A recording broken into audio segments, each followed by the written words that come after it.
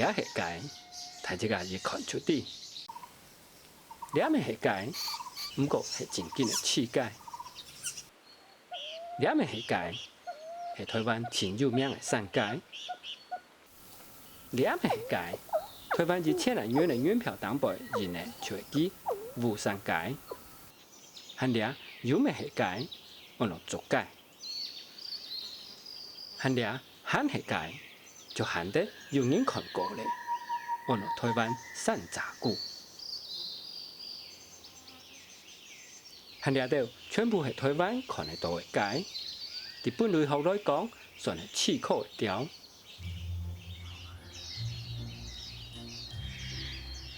除了体育中的土界，其他5种全部是台湾衍生染上的界。唔对啊，就单单看了5种界固性的素材，就做咧看到台湾多容又多变的环境。伫水底的平壤看鱼，和伫平壤生发的界是刺界，佢就当讲专门伫台湾开发水稻的平壤天候、草埔和河坝笋出现。台湾西埔和母买开发的时间未当到，不过俩下冇咧，石春发连到推动和阿曼岛。嗰个顶都带回拍的前山。就揾足界上冲咧，佢就最后细细的树芽，然后石碰掉。伫全台湾种带开拍的山芽又有分布，当匠人又当好叫，所以从头做咧糖豆基地的叫上。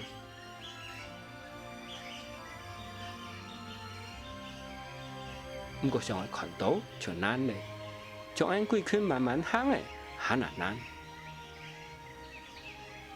就是看佢到伫个新马界。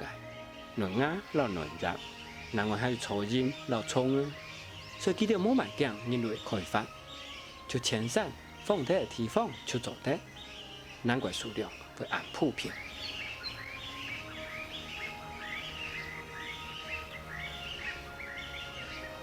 穹窿是种带后排的山呐，台湾山茶谷就好啲冇买开发，下高啲和原始的树芽石碰地来生发，所以数量冇多。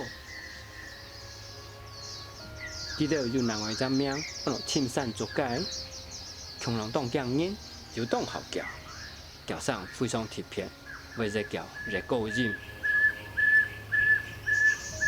不过窗头是躺在度，看唔到，所以当少人庆幸看过。过来就轮到山界咧，记得好的环境虽然未系种带海拍的山呐。不过，学校的演习的树芽、老种芽，冇学石碰掉，所以数量当少。和台湾分布最高的界就系雾山界，界却送到中国去拍来演习山芽，暂看记得到咧。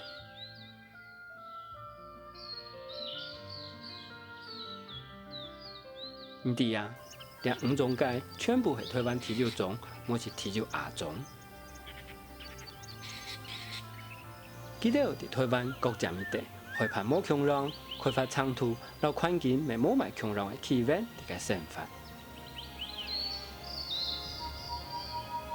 和最神奇的，是因老两条气温全部连穹下，差不多就几只台湾嘞。